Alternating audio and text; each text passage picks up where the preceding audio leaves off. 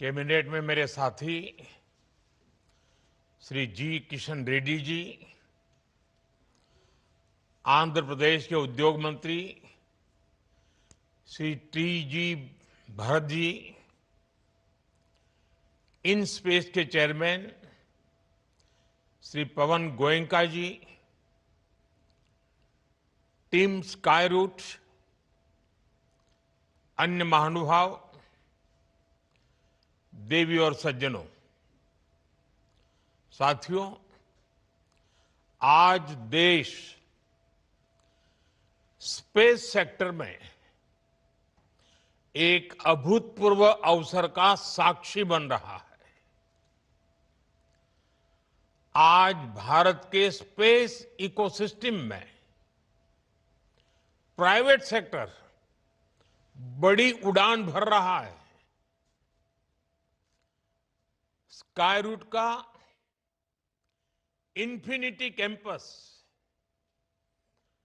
भारत की नई सोच, इनोवेशन और सबसे बड़ी बात यूथ पावर का प्रतिबिंब है। हमारी युवा शक्ति की इनोवेशन, रिस्क टेकिंग एबिलिटी और एंटरप्रेन्योरशिप आज नई बुलंदी छू रही है। और आज ये कार्यक्रम इस बात का प्रतिबिंब है कि आने वाले समय में Bharat global satellite launch ecosystem में एक लीडर बनकर उभरेगा। मैं पवन कुमार चंद्रा और नागा भर डाका को बहुत बहुत शुभकामनाएं देता हूं।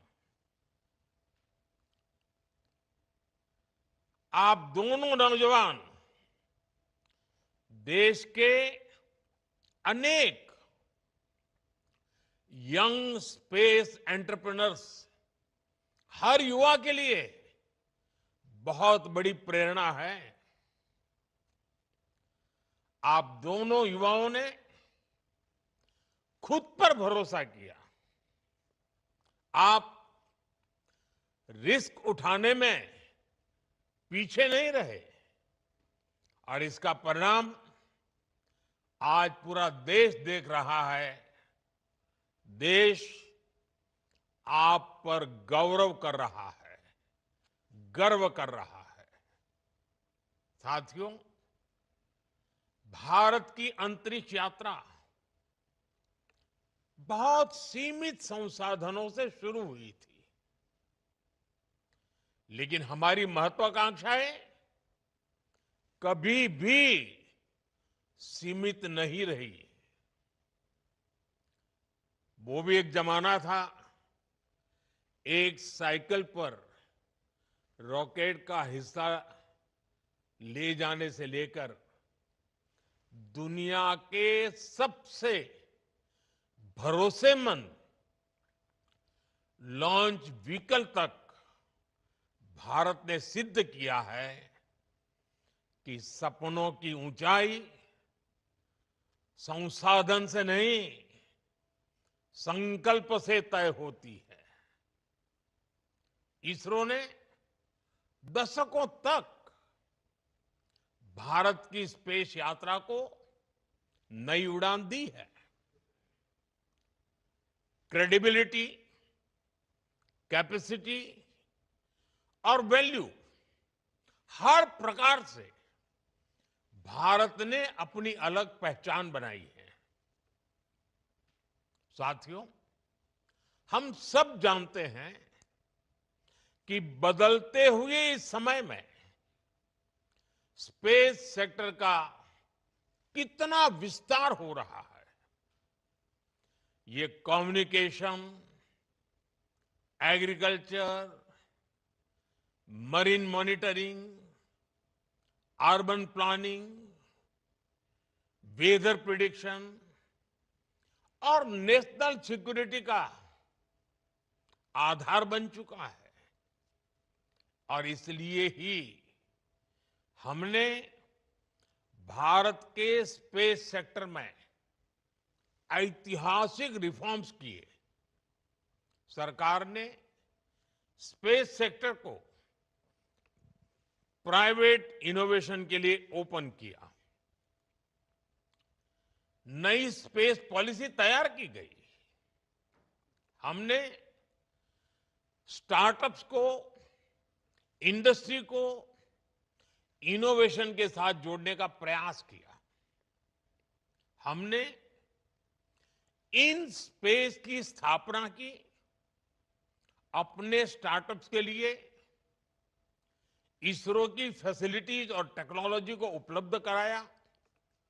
यानी भारत ने बीते 6-7 वर्षों में ही अपने स्पेस सेक्टर को एक ओपन, कोऑपरेटिव और इनोवेशन ड्रिवन इकोसिस्टम में बदल दिया है। आज के कार्यक्रम में हमें इसी की झलक दिखाई दे रही है और गर्व की अनुभूति हो रही है। साथियों, भारत का युवा देश हित को सर्वोपरि रखकर चलता है। वो हर अवसर का सही इस्तेमाल करता है।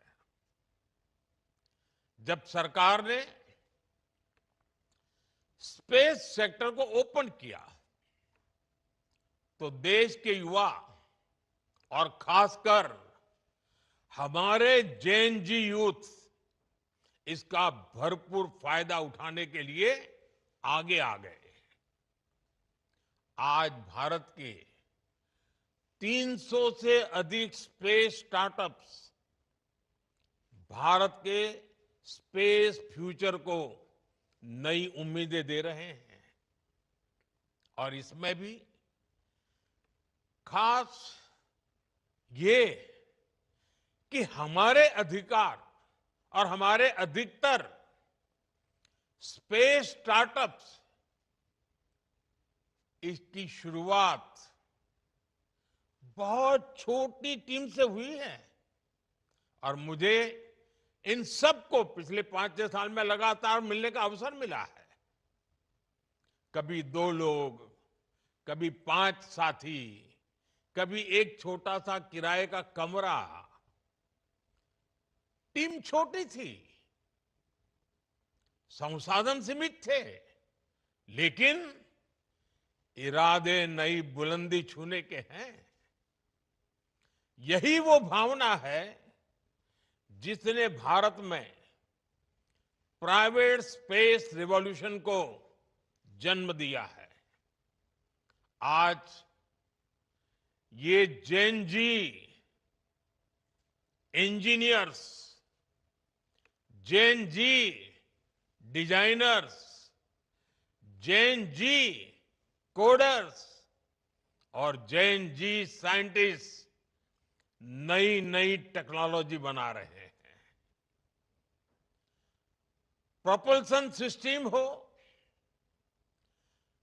कंपोजिट मटेरियल्स हो, रॉकेट स्टेजेज हो, सैटेलाइट प्लेटफॉर्म्स हो, भारत का युवा आज उन क्षेत्रों में काम कर रहा है जिनकी कुछ साल पहले कल्पना भी संभव नहीं थी। भारत का प्राइवेट स्पेस टैलेंट पूरी दुनिया में अपनी अलग पहचान बना रहा है। आज ग्लोबल इन्वेस्टर्स के लिए भारत का स्पेस सेक्टर एक अट्रैक्टिव डेस्टिनेशन बन रहा है। साथियों, आज दुनिया में छोटे सैटेलाइट्स की डिमांड लगातार बढ़ रही है। लॉन्च फ्रीक्वेंसीज भी बढ़ रही है। नई नई कंपनियां सैटेलाइट सर्विसेज देने लगी हैं और स्पेस अब एक स्ट्रेटेजिक एसेट के रूप में जगह बना चुका है। इसलिए आने वाले वर्षों में ग्लोबल स्पेस इकोनॉमी कई गुना बढ़ने वाली है। ये भारत के युवाओं के लिए बहुत बड़ा अवसर है। साथियों, भारत के पास स्पेस सेक्टर में जो कैपेबिलिटी है, वैसी कैपेबिलिटी दुनिया में केवल कुछ ही देशों के पास है। हमारे पास एक्सपर्ट इंजीनियर्स हैं, हाई क्वालिटी मैन्युफैक्चरिंग इकोसिस्टम है, वर्ल्ड क्लास लॉन्च साइट्स हैं और इनोवेशन को प्रोत्साहन करने वाला माइंडसेट है। भारत की स्पेस कैपेबिलिटी कॉस्ट इफेक्टिव भी है और रिलायबल भी है। इसी वजह से दुनिया की भारत से बहुत अधिक उम्मीदें हैं। ग्लोबल कंपनीज भारत में सैटेलाइट्स बनाना चाहती हैं, भारत से लॉन्च सर्विसेज लेना चाहती हैं, भारत के साथ टेक्नोलॉजी पार्टनरशिप चाहती हैं और इसलिए हमें इस समय का ज्यादा से ज्यादा फायदा उठाना चाहिए। साथियों, आज जो बदलाव हम स्पेस सेक्टर में देख रहे हैं, वो भारत में हो रहे स्टार्टअप रिवॉल्यूशन का हिस्सा है। बीते एक दशक में अलग अलग सेक्टर्स में स्टार्टअप्स का नया दौर शुरू हुआ है। फिनटेक हो, एग्रीटेक हो, हेल्थ टेक हो, क्लाइमेट टेक हो, एजुटेक हो, डिफेंस टेक हो, हर क्षेत्र में भारत के युवा, हमारे जैन जी नए समाधान दे रहे हैं। और आज मैं दुनिया के जैन जी को भी बड़े आत्मविश्वास से कह सकता हूं कि अगर जैन जी के लिए सच्चे अर्थ में कहीं से प्रेरणा मिल सकती है तो भारत के जैन जी से मिल सकती है। भारत के जैन जी की जो क्रिएटिविटी है, भारत के जैन जी की जो पॉजिटिव माइंडसेट है, भारत के जैन जी की जो कैपेसिटी बिल्डिंग है, ये अपने आप में पूरी दुनिया की जैन जी के लिए आदर्श बन सकती है। आज भारत दुनिया का तीसरा सबसे बड़ा स्टार्टअप इकोसिस्टम बन चुका है। एक समय था जब स्टार्टअप का मतलब केवल कुछ बड़े शहरों तक सीमित था, लेकिन आज भारत के छोटे छोटे शहरों और गांवों से भी स्टार्टअप निकल रहे हैं। आज देश में 1.5 लाख से अधिक रजिस्टर्ड स्टार्टअप्स है। अनेकों स्टार्टअप्स यूनिकॉर्न बन चुके हैं। साथियों, आज भारत केवल एप्स और सर्विसेज तक सीमित नहीं है। हम अब डीप टेक, मैन्युफैक्चरिंग और हार्डवेयर इनोवेशन की ओर तेजी से आगे बढ़ रहे हैं। Thanks to Jain ji. आप सेमीकंडक्टर सेक्टर का ही उदाहरण लीजिए। सरकार ने जो ऐतिहासिक कदम उठाए हैं, वो भारत के टेक फ्यूचर की नींव को मजबूती दे रहे हैं। आज देश में semiconductor fabrication units, chip manufacturing और डिजाइन हब्स बहुत तेजी से विकसित हो रहे हैं। चिप से लेकर सिस्टम तक भारत अब एक मजबूत इलेक्ट्रॉनिक वैल्यू चेन तैयार कर रहा है।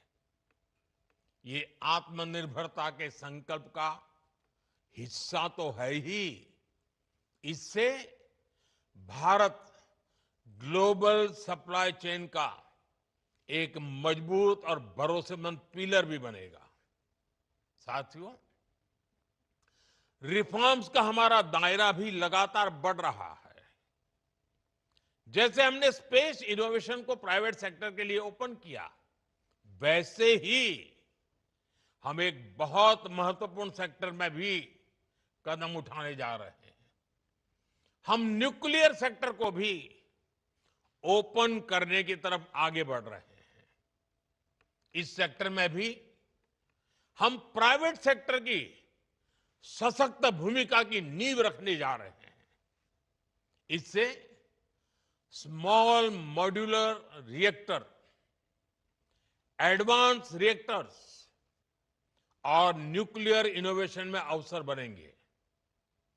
यह रिफॉर्म हमारी एनर्जी सिक्योरिटी और टेक्नोलॉजिकल लीडरशिप को नई शक्ति देगा।